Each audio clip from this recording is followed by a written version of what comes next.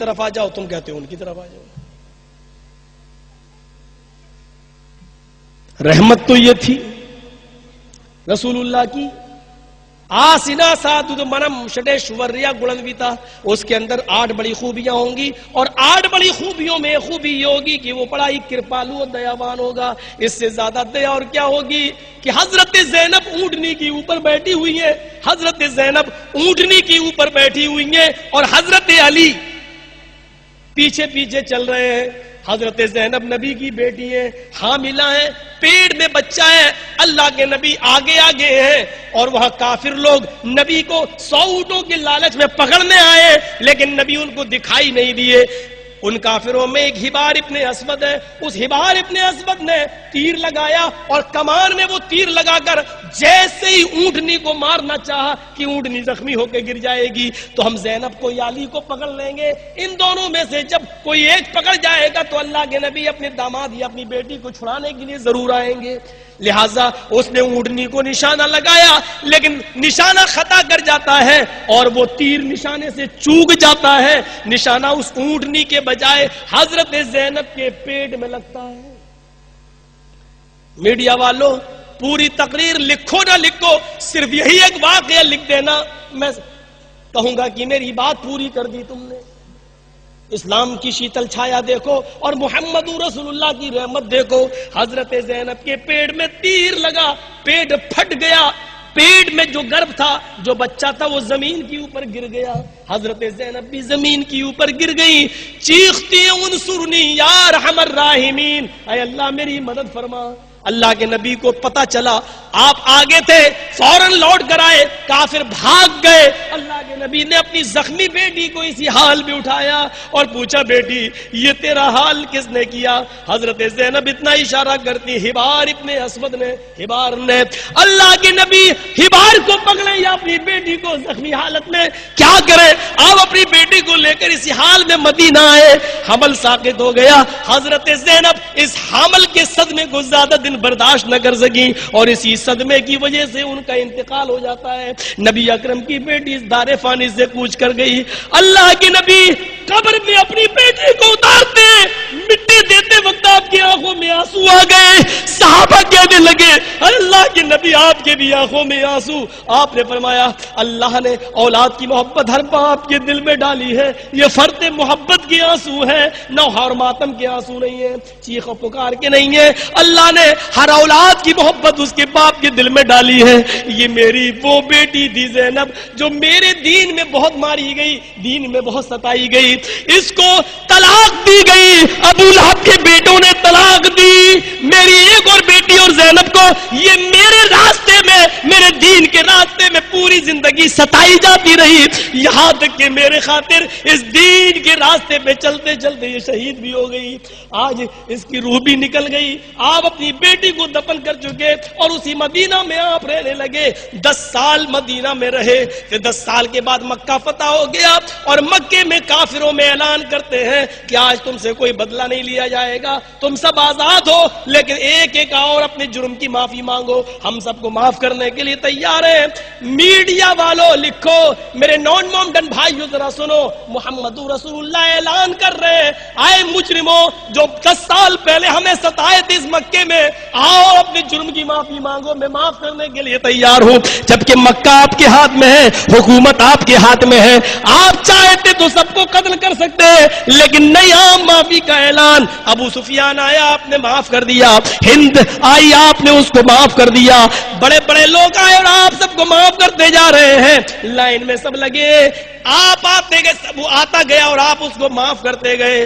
اسی لائن میں دھیرے دھیرے حبار ابن اسود کا نمبر بھی آیا۔ حبار ابن اسود سامنے کھڑا ہے، آپ نے پوچھا تم کون ہو اور تمہارا جرم کیا ہے؟ اس نے کہا، آئے محمد ابن عبداللہ، میں کس زبان سے بتاؤں کہ میرا نام کیا ہے اور میرا جرم کیا ہے؟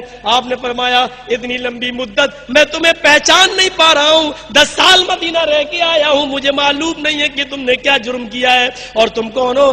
اس نے کہا، آئے محمد، میں حبار ہوں، اور میرا جرم یہ ہے کہ میں نے آپ کی بیٹی حضرت زینب کے پیٹ میں تیر مارا تھا۔ پیڑ کا بچہ گر گیا تھا، حمل ساقط ہو گیا، اور مدینے جانے کے بعد آپ کی بیٹی اسی صدمے میں انتقال کر گئی۔ اللہ کے نبی بیٹھے تھے، آنسوؤں کا سیلاب جاری ہو گیا، اٹھ گئے اور کھڑے ہو کر کہنے لگے، آئے ہبار، مجھے میری پوری زندگی میں جتنا ستایا گیا، اگر وہ تکلیف ترازو کے ایک پلڑے میں رکھ دی جائے، اور اس ایک دن کی تکلیف جس دن میری بیٹی، میرے زخمی بیٹی میرے ہاتھ میں آئی اور میں نے اپنی بیٹی کو سہارا دیا، اس ایک دن کی تکلیف جو مجھے پہنچی، اگر وہ ایک تکلیف ترازو کے دوسری طرف رکھ دی جائے اور پھر ترازو اٹھائی جائے تو میری زندگی کی ساری تکلیفوں کا پلڑا اٹھ جائے گا، اور اس ایک دن کی تکلیف کا پلڑا بھاری ہوگا جو تو نے مجھے پہنچائی۔ آئے ہبار، تو مجھ سے معافی مانگ رہا ہے؟ آئے ہبار، دل تو نہیں چاہتا کہ میں اپنی بیٹی کے قاتل کو معاف کروں، لیکن اس چوکھٹ سے کوئی نا امید ہو کر نہیں گیا، اور میں نے سب کو معاف کرنے کا وعدہ کر لیا، اس لیے وعدہ خلافی بھی کرنا مناسب نہیں۔ میری بیٹی کے قاتل، اب تو جلدی میری نظروں کے سامنے سے دور ہو جا، جب تک تو میری نظروں کے سامنے رہے گا میری بیٹی کی تڑپتی ہوئی لاش مجھے یاد آتی رہے گی۔ آئے ہبار، جا جا، اے میری بیٹی کے قاتل، جا، میں نے تجھے بھی معاف کر دیا، جا، میں نے تجھے بھی بخش دیا، جا، میں نے تیرے خون کو بھی نظر انداز کر دیا، اب تو جلدی سے میری نظروں کے سامنے سے ہٹ جا۔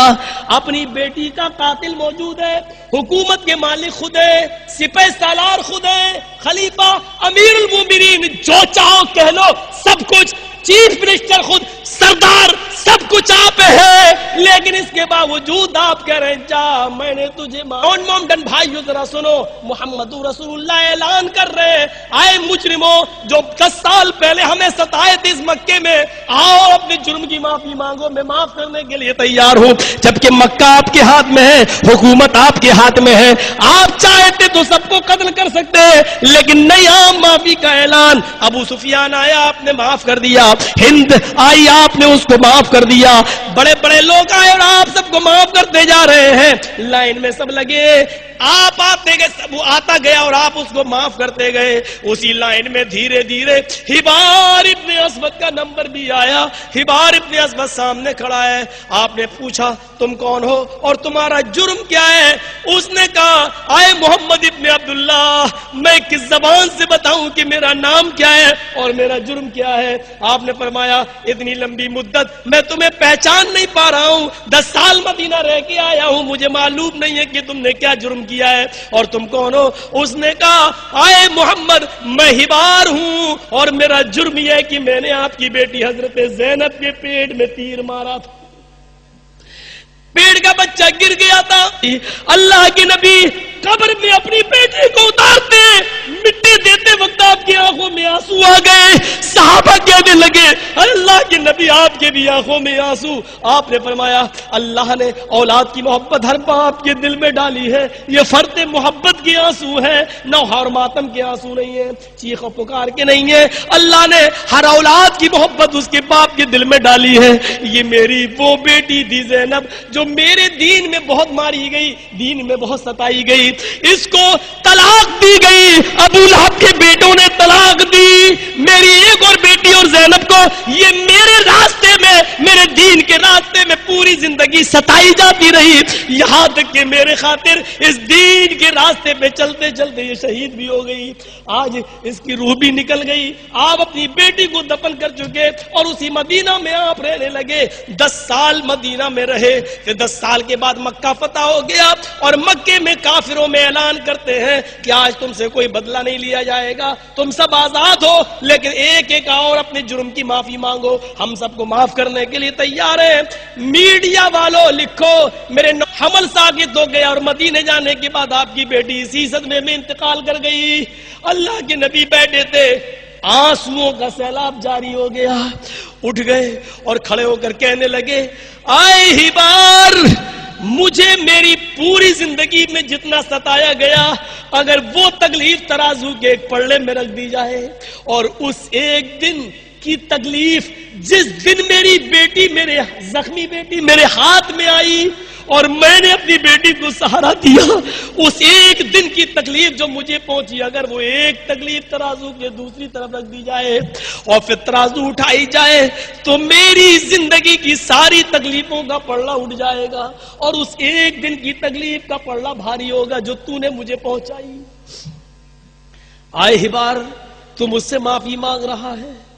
آئے ہبار، دل تو نہیں چاہتا کہ میں اپنی بیٹی کے قاتل کو معاف کروں، لیکن اس چوکھٹ سے کوئی نا امید ہو کر نہیں گیا، اور میں نے سب کو معاف کرنے کا وعدہ کر لیا، اس لیے وعدہ خلافی بھی کرنا مناسب نہیں.